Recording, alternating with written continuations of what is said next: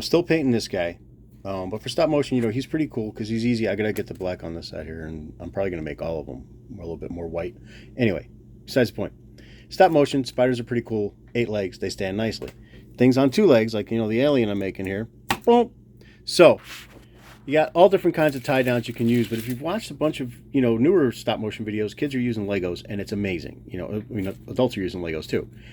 But, quick tip. So I've been using this blue one because you guys know I prefer to use blue because I've got a blue wall, and for sky it looks more natural to me.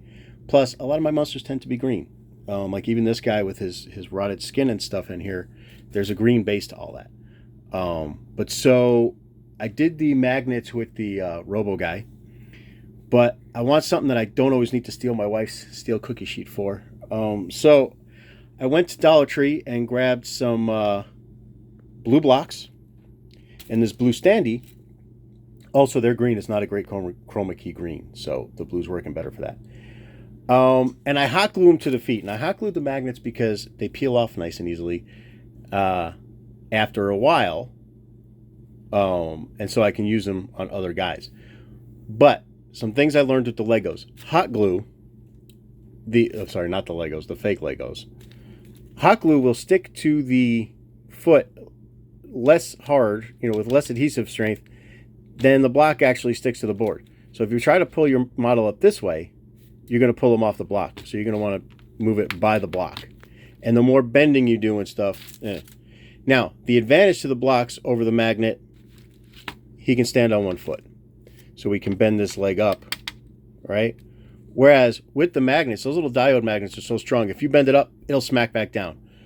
So I made little, for the skeleton rat, I use those, and you'll see his feet actually lift off the ground, the glowing rat. But since I was shooting him glowing, he's on black, and so I painted little scraps of wood black and put them underneath the magnets and separated them. So you'll need some kind of lifter if you do it that way. But with these, you don't. My mistake on my first guy was I glued little skinny ones here, and so I can't grab them there. I got to get a fingernail under there or something to get it up.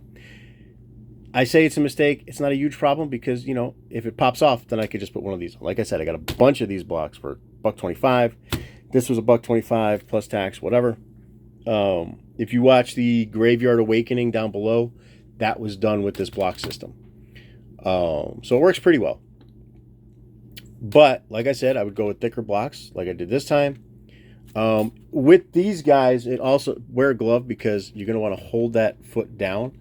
But it also is pretty helpful that their plastic is so soft, it'll kind of melt in there a little bit too.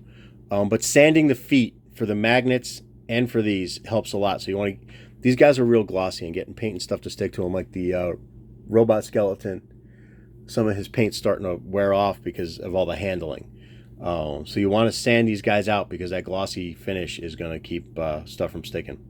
But yeah, so that's it. I said quick tip, 3 minutes.